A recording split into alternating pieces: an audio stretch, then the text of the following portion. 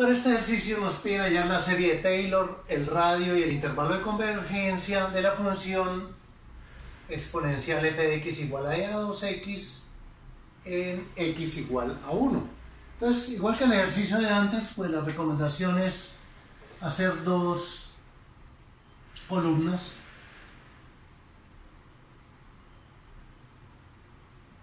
para las derivadas y para la evaluación de la derivada en el grado respectivo en el punto dado, o sea en x igual a 1. Entonces tenemos f de x es igual a e a la 2x, o sea f' de x pues es 2e a la 2x, f segunda de x será 2 por 2, o sea 2 a la 2, e a la 2x, f tercera de x será 2 a la 2 por 2, 2 a la 3 por e a la 2x y así sucesivamente. Tenemos f, la derivada enésima de x, pues va a ser 2 a la n por e a la 2x. La segunda columna para evaluar f de 1, f' de 1, etc. Entonces f de 1 pues va a ser e a la 2 por 1, o sea e a la 2. F' de 1 pues va a ser 2 por e a la 2, 2e al cuadrado. F segunda de 1 pues va a ser 2 a la 2 por e a la 2. F tercera de 1 pues va a ser 2 a la 3 por e a la 2. Y así sucesivamente. Fn de 1 pues va a ser 2 a la n por e al cuadrado. Entonces aquí ya reconocemos el patrón 3, 2, 1, 3, 2, 1. Entonces ya podemos constituir nuestra sumatoria. Por lo tanto, e a la 2x en x igual a 1 va a ser pues f de 1 más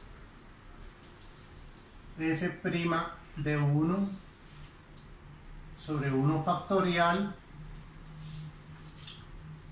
por x menos 1 a la 1 más f segunda de 1 sobre 2 factorial por x menos 1 a la 2, y así sucesivamente. F tercera de 1 sobre 3 factorial por x menos 1 a la 3 más puntos suspensivos más f, la derivada enésima evaluada en 1 sobre n factorial por x menos 1 a la n más puntos suspensivos. Pues ya podemos reconocer el patrón. Entonces reemplazamos. La función nos va a quedar e a la 2x va a ser f de 1, que es e al cuadrado, más f' de 1. Pues lo escribimos tal cual, 2 a la 1 por e al cuadrado sobre 1 factorial. En este caso por x menos 1 a la 1, pues da x a la 1. Más f segunda sería 2 a la 2 por e al cuadrado dividido entre 2 factorial por x menos 1 a la 2 más f tercera 2 a la 3 por e al cuadrado sobre 3 factorial factor de x menos 1 a la 3 y así sucesivamente. Entonces tendremos 2 a la n por e al cuadrado sobre n factorial por x menos 1 a la n más puntos suspensivos. Ahora simplificamos para reconocer ya el patrón propiamente dicho, pues aquí lo tenemos, sería la sumatoria desde n igual a 0 hasta infinito de 2 a la n por e al cuadrado sobre n factorial, factor de x menos 1 elevado a la n. Ok, entonces ya aquí lo tengo en la sumatoria, lo tengo en la configuración estándar, por lo tanto puedo reconocer que a sub n es pues 2 a la n por e al cuadrado sobre n factorial. Por lo tanto, a sub n más 1 pues será 2 elevado a la n más 1 que multiplica e al cuadrado dividido entre n más 1 factorial. Y tenemos x igual a, o sea, tenemos que que a es igual a 1. A es igual a 1. Listo. Pues ya teniendo esto ya podemos proceder a encontrar o calcular el intervalo de convergencia R. Entonces recuerden que el intervalo de convergencia está definido como el límite cuando n tiende a infinito del valor absoluto de a sub n dividido entre a sub n más 1. Eso va a ser igual al límite cuando n tiende a infinito del valor absoluto de a sub n, pues será 2 a la n por el número de Euler elevado al cuadrado dividido entre n factorial. Y a sub n más 1, pues 2 elevado a la n más 1 multiplicado por el número de Euler elevado al cuadrado dividido entre n más 1 factorial.